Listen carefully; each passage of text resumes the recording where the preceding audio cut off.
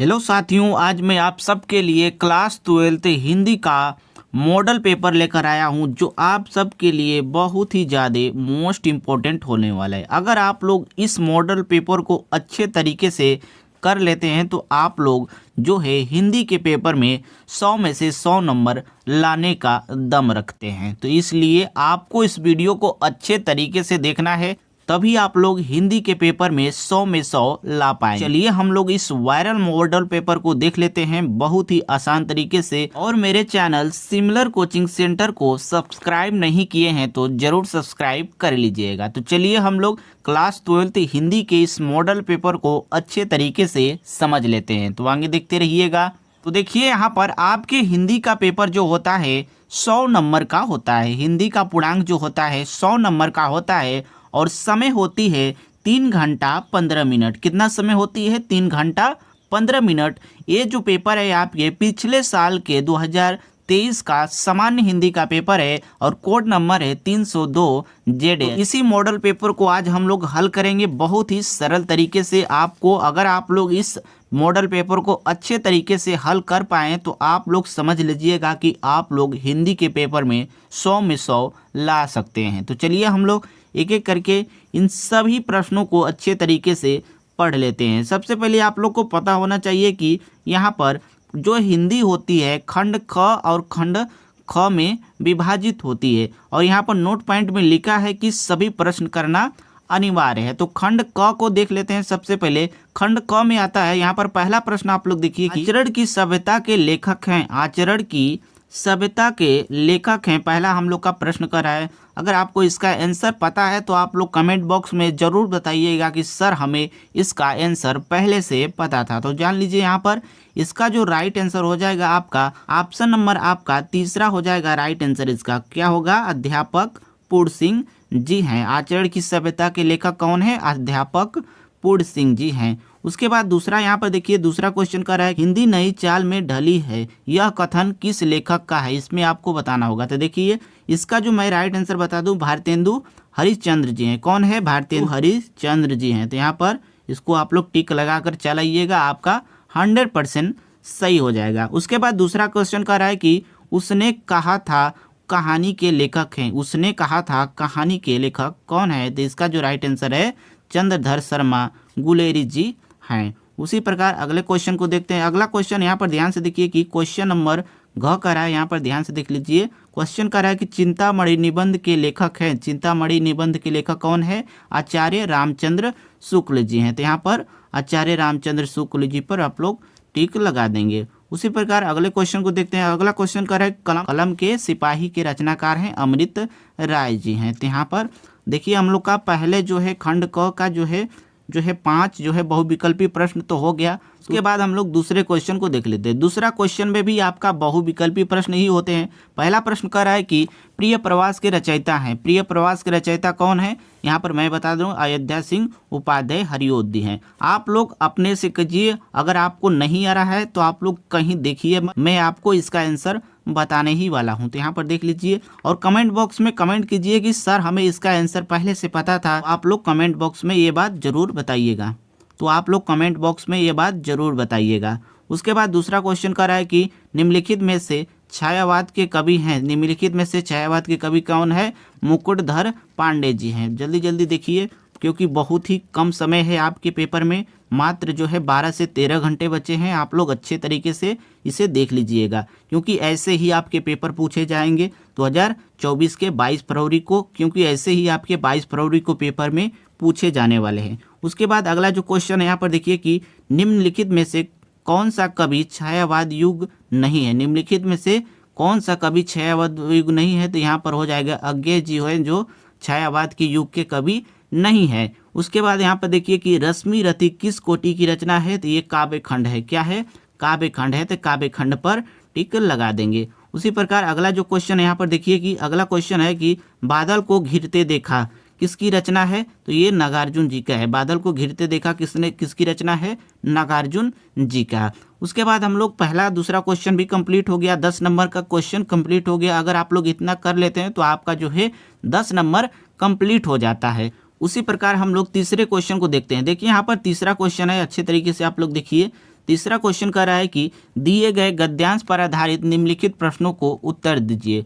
यहाँ पर आपको इसी तरह से गद्यांश दिया जाएगा जिसे पढ़कर आपको उत्तर देने को होता है, और जो है लाइनिंग जो किया रहता है उसका जो है क्या करना होता है, रेखांकित अंशों की व्याख्या करने को होता है। तो आप लोग अच्छे तरीके देख लीजिए। पहला क्वेश्चन कर रहा है कि पाठ का शीर्षक एवं लेखक का नाम लिखिए।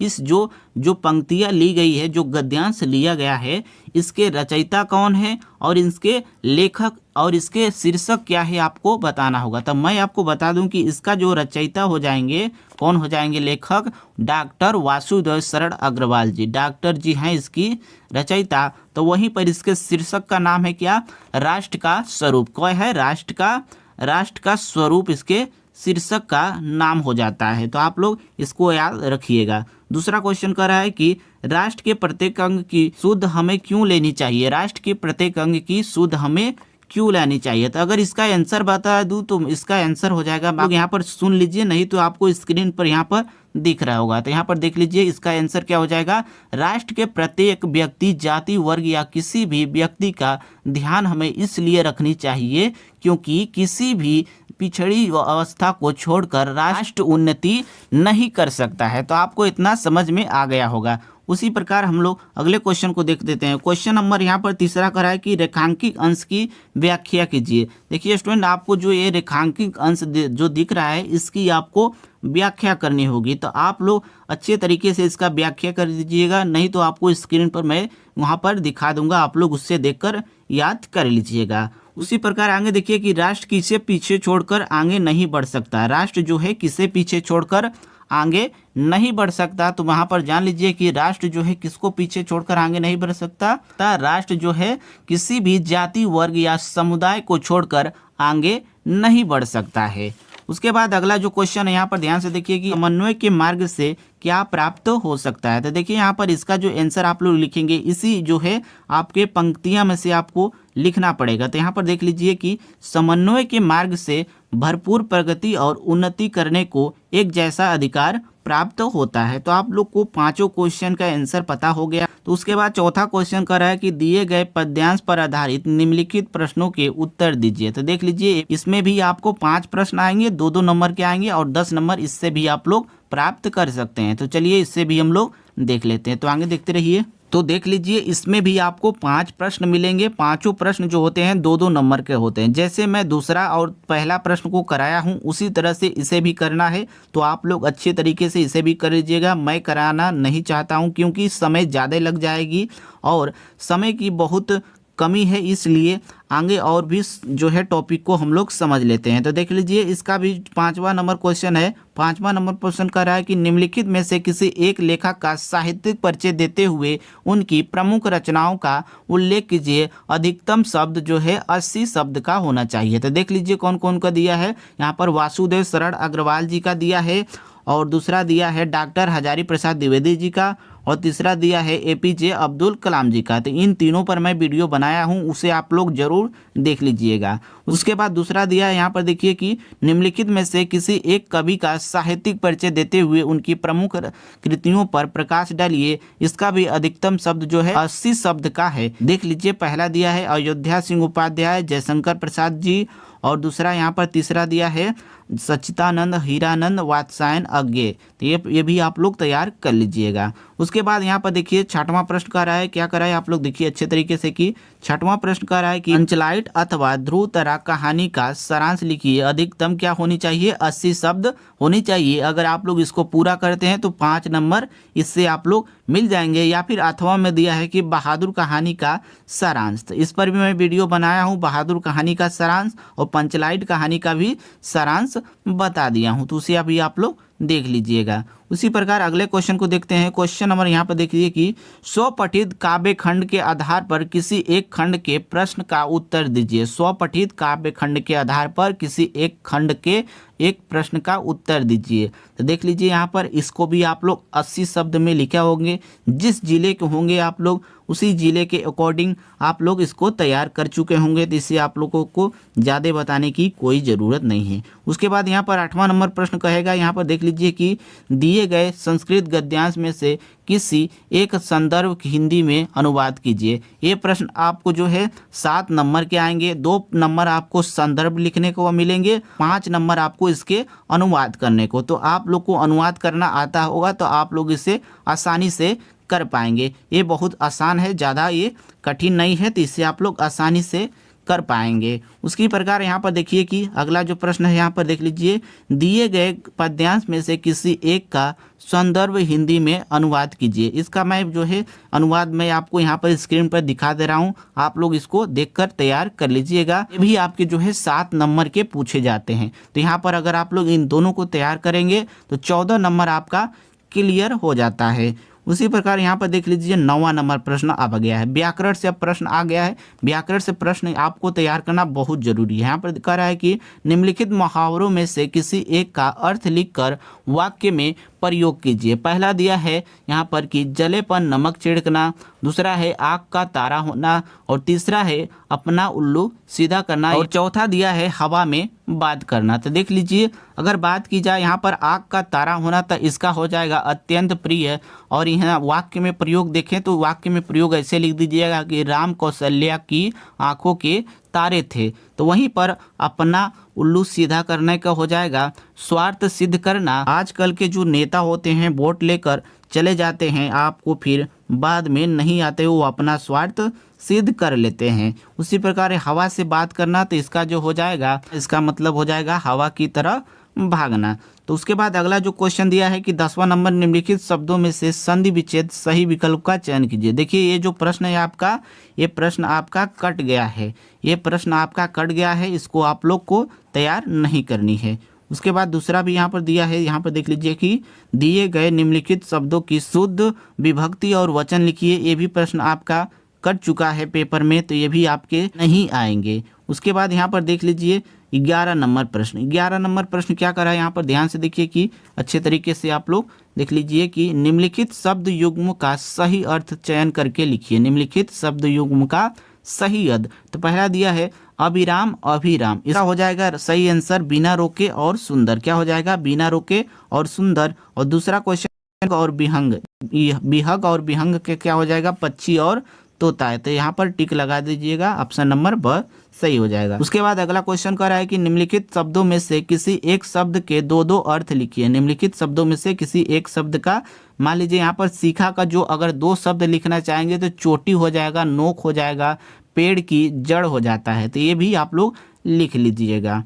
उसके बाद अगले क्वेश्चन को देखते हैं। क्वेश्चन नंबर यहाँ पर ग कर रहा है, निम्नलिखित वाक्यों के एक सही शब्द का चयन करके लिखिए। निम्नलिखित वाक्यों के सही शब्द का चयन करके लिखिए। यहाँ पर रास्ता दिखाने वाला मार्गदर्शक होगा। क्या होगा, मार्गदर्शक। यहाँ पर मार्गदर्शन पर आप लोग टिक लगा लीजिएगा, मार्गदर्शन पर टिक लगा लीजिएगा। उसके बाद यहाँ पर दूसरा जो क्वेश्चन है यहाँ पर कि जिसका कोई अंत न हो अनंत हो जाएगा, किसका कोई अंत न हो अनंत हो जाएगा। उसके बाद अगले क्वेश्चन को देखते हैं। क्वेश्चन नंबर यहाँ पर घ देख लीजिए कि निम्नलिखित में से किन्हीं 2 वाक्यों को शुद्ध करके लिखिए। तो यहाँ पर देखिए अच्छे तरीके से क्या हो जाएगा, शुद्ध करेंगे तो यहाँ पर देख लीजिए श्याम और मोहन बात कर रहा है, तो इसका जो है शुद्ध वाक्य हो जाएगा श्याम और मोहन बात कर रहे हैं। प्रधानाचार्य जी ने हस्ताक्षर कर दिया, तो इसको आप लोग शुद्ध में लिखेंगे प्रधानाचार्य जी ने हस्ताक्षर कर दिए। तो आप लोग ऐसे लिखेंगे तो आपका पूरा सही नंबर मिल जाएगा। उसके बाद यहाँ के मैं गृह कार्य कर लिया हूँ, तो मैं यहाँ पर लिखेंगे कि मैंने गृह कार्य कर लिया है। तो आप लोग ऐसे लिखेंगे तो आपको अच्छे नंबर मिल जाएंगे, इससे आपको 2 नंबर मिल जाते हैं। उसके बाद अगला जो प्रश्न है यहाँ पर ध्यान से देखिए कि श्रृंगार रस अथवा वात्सल्य रस की अस्थायी भाव के साथ उदाहरण तथा परिभाषा लिखिए। इसको भी आप लोग तैयार कर सकते हैं, ये भी बहुत ही सरल क्वेश्चन है।